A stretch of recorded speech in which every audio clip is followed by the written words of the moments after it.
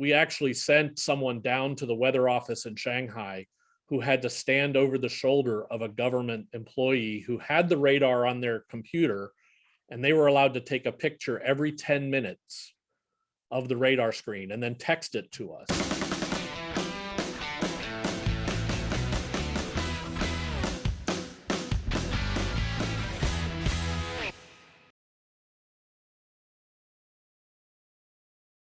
The story that I tell about this is this show that you see here with all those fireworks and that beautiful Cinderella coach formed out of dancers in the middle and the choir. It never happened.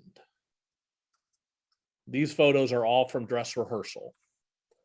And dress rehearsal, we recorded several different versions of the show as a backup.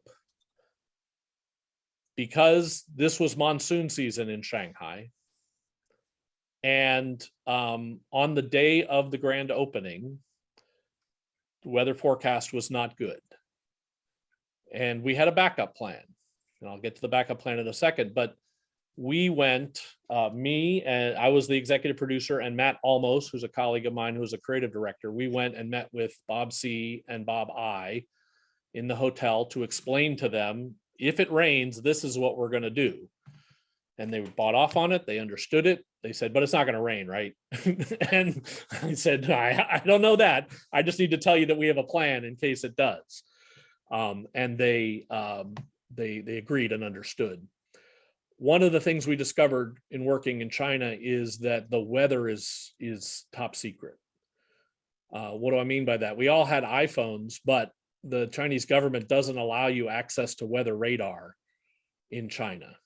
And any of us who've worked in a theme park since 2007 and we've had iPhones, like that's how you run your business in Florida, is you're looking at that radar to see, is it going to rain before the parade steps off?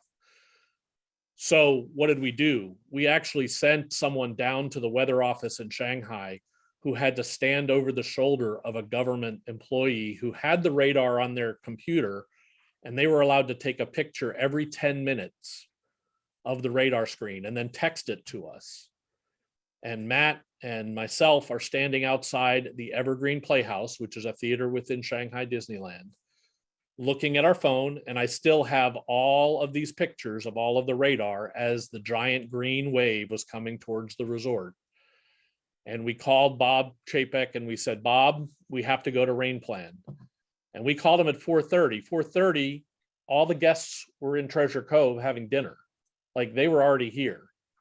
So we were making this call. We had a 70-piece Shanghai Symphony Orchestra. They weren't going to go out on stage if it was going to rain. So we made the call. We're going to backup plan. The audience was rerouted around the castle and came to the Evergreen Playhouse.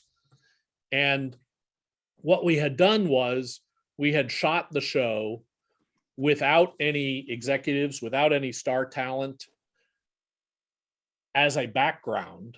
So it was up on a giant video wall that was the back of the Evergreen Playhouse. And out in front of it, we brought the talking heads, we brought the celebrity talent, we brought a choir to end, we brought Mickey out, and did the exact same show we were going to do out on the castle, but inside the Evergreen Playhouse in front of the screen. The point of the story is always have a backup plan no matter what you're doing, or a plan B. But so many of the audience, like they didn't know. Like they figured that show was great. Like, and I could hear them as they were coming out. And Bob Chapek stopped and thanked us and said, you know, you guys really delivered on both shows. Because what went out on television to China and the world was the rehearsal show. So if you were watching it live at home in Shenzhen, you were watching the rehearsal, but it looked spectacular. So that's one of the highlights of my 34 years.